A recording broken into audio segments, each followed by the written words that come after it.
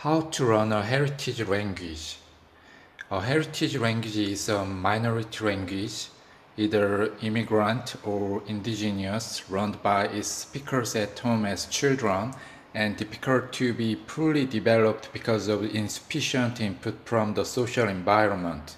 The speakers grow up with a different dominant language in which they become more competent. If you raised in a family where parents use a minority language and as an adult you can't speak your parents' language and only use the dominant language, just like English, you may often question about the fact that you can't use your minority language. Because people always tell you that, do you speak your minority language? Sometimes you may feel shame or embarrassed, so this episode gives some tips for people who decide to learn their minority language.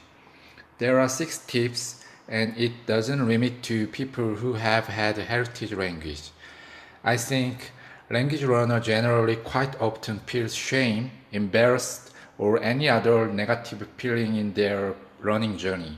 So these tips are also useful to every language learner generally.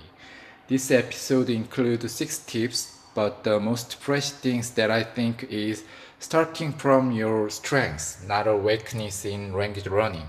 For example, if someone feels that reading is really fit for me, he might be focused reading and spend time in another area of learning gradually.